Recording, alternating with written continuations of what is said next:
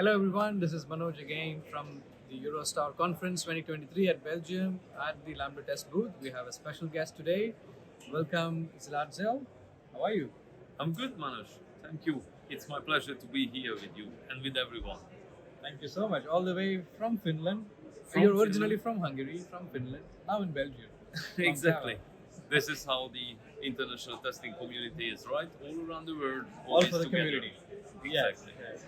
So I have a few questions, Szilard, Yes. which I've collected over a few months from the testing enthusiasts out there. If I get a chance to speak with any thought leaders, and these will be the questions that I ask so that they can learn from you folks. Oh my. And it'll be an opportunity for you as well and to meet all of them from the Lambda Test community. Let's Thank try you jump for in and I have a few questions.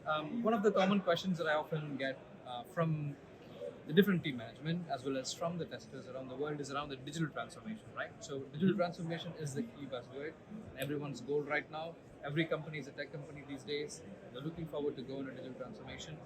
Now, speaking of testing specifically, Yep. what should someone do to put testing at the center of digital transformation strategy? Well, honestly, I wouldn't even say that they need to put testing in the core of the digital transformation. However, they need to realize that testing will be probably very soon a bottleneck of their transformation if they don't fix it. So it's not the driver factor, but it could be the blocker if you're not doing it right. And if I step back once, not talking about testing, but quality in general. Quality needs to be tackled throughout the whole life cycle. Quality needs to be a point for the whole organization, for the whole team, from top to down, for everyone. So from that point of view, yes, it is the core. Quality aspect is the core of transformation and needs to be. Perfect. So speaking about digital transformation again, putting quality as everyone's responsibility, as we say, and then there is an upper management who don't look at the internal things that happens, right? So speaking of upper management and CXOs, what would be one of the key KPIs to track and religiously say, hey, yeah, this is something that we should not miss looking about it? Well, that is a hard one, especially. I see in general we have a lot of performance indicators. I wouldn't say key because when you have 200 of them, then they are not the key anyway. Yes. Probably people happiness, testers happiness, because if your testers are not happy, probably there's something wrong with your product and your quality. But I would say the confidence level of your testers that you are ready to release. That's a good KPI. Hard to measure. That's a very different one, and it's very valid. I think it's a perspective that I've not often heard. Thank you so much, Szilard. It's a good way to step back and think about your user perspectives. Are you really happy? Yeah, that's great. And then the next question is something that you get everywhere, I'm sure, about the AI. AI. So the revolution of AI, what do you think? Where is it heading? Is it doing good in testing? Have you experienced any AI in testing so far? I've been using ChatGPT a little bit to suggest me areas to look, for example, in a non-functional testing, robustness of Kubernetes layer. Okay. And I got beautiful suggestions. Nice. And it was like 8 high-level scenarios. So I asked ChatGPT that this is nice. Can you form it in a test case? Tuck. I got the table format. Then I got very enthusiastic. Like, can you do it in Gherkin syntax? Given when then? Okay. I got it in Gherkin. Okay. Of course, when I read it, it was not something executable. There was some misunderstanding. So at the end of the day, it's you who are still responsible for the testing. It's not the AI. It's helping you, it supports you, but you are still responsible. But I very much believe that AI will be an extremely good assistant for us, digesting information, bringing us information on the risks, what has happened outside, also reading our code, reading our specification, reading our test cases, tell us a lot more about what's going on, what's happening. And also showing trends, in data, in execution data, in failure data. So we need more. Yep. We actually need more AI. Yep. But still, I believe we are in charge. Absolutely. That's a great point. I think it come up to a stage where people don't use Stack Overflow anymore, but just dive into ChatGPT, and you get a beautifully documented. Or you use CoPilot, and then ask for, here's my code, can I get you the tests? Or the other way around, here's my test, can I get the code? Oh, wow. Yeah. And that helps you. Yeah, I think Mara touched upon on her keynote today morning. Yep. CoPilot. That's an interesting one about unit test and how important testers should look at it. That's great. And I think speaking of a lot of tools and technologies out there, right?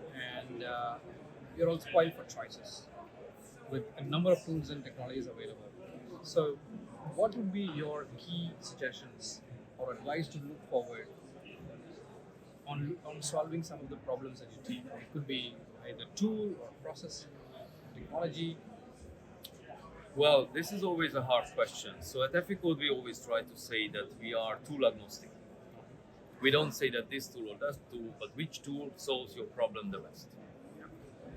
On the other hand, at the end of the day, you will use a tool, select it somehow, maybe pushed on you, maybe selected by the team, but it's selected, and that's what you use for solving a problem. Yeah. So the usage of the tool will become your practice. And then you want to know the tool well, so you are efficient with the tool. You can use it the best way, the optimum way, so it really helps you as much as you can. And for that, you actually have to select tools which are, I would say, user-centric, so which makes the things easier. Yeah. But you also ask the process, and I like that from James Whittaker when he said, make the process unavoidable. Okay. So for me, when you make a rule or a practice mandated by a tool, you actually make sure that the process is followed. Sometimes people say, like, oh, this is too rigid, but when you have a large organization, a large enterprise with a lot of people, you need to have some rules and you need to have rigid things, right? Yeah. Everyone should agree, or at least as much as can should agree with those, but then it's in the tool, so it's part of your process, so it will become a practice. That's my thinking. Tool helps you to keep process and have better practices. But careful. Stupid practice, stupid process. A tool is not helping there. Sure. Due diligence is the key, folks. Make sure you do all your due diligence. Proof of concepts. And what works for you best will be the best. And let's talk a bit about what do you do? I've seen you around doing a lot of day workshops on CI/CD. Do you want to talk a little bit more about it? Okay, this is just one thing I do. I love to run workshops. I love to engage with people. I love to talk about testing. I love when people talk about testing. I love when people do testing. Also talking about quality and actually every aspect. So I'm more growing out from testing into organizational agility, business agility. How, for example, a well-validated problem statement can help to create the right feature, right product, or right service for the client. So quality is not only technical, quality is, do we understand the needs? Do we understand the whys? And then in that whole aspect, being agility, being testing, being automation, being test organization, being process, I like to touch everything. And one part of that is, for example, what was the workshop on Tuesday, how to create a QA strategy around your CI/CD pipeline, how to collaboratively build that, and how to use that actual card games to communicate with the team, with the stakeholders, that this is how we believe testing should be done. So it's a gamified way of collaborating and building up your QA strategy. Nice. Sounds like an interesting workshop. I would like to attend someday. So, folks, if you are someone looking at, defining strategies around CI/CD quality, I think look for Szilard Szell wherever he is. He's across different conferences. Yes. When's you next? Is it the Gustav? This year, unfortunately, I'm not able to join Gustav. I'm in Tokyo that time. Right. I'm hoping that's again for a conference, I believe. That's ISTQB General Assembly meeting There you go. we have there, and then we spend a bit of time with family because work-life balance is important. Work-life balance. Yes. But I run this workshop next in September on the C-Test conference in Bucharest, in Romania. Okay. Perfect. Happy if you join them. Happy Yeah, I would love see you to. there. I would love to, but this time I'm making again to Budapest. I just got a notification yesterday. One of my talks was selected. Who did the review?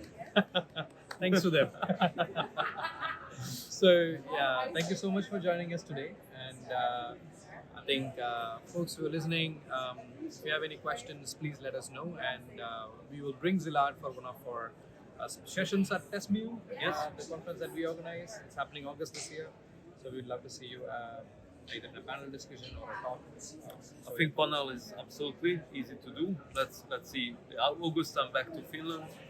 We start the autumn already, Okay. so it's just a perfect time to Awesome. join online and share knowledge with the audience. Thank you very much for driving community. I really appreciate it. Thank you so much, Szilard. Thanks for patiently here and answering our questions. And we'll see you soon at the next event. Thank you. Thank you, everyone.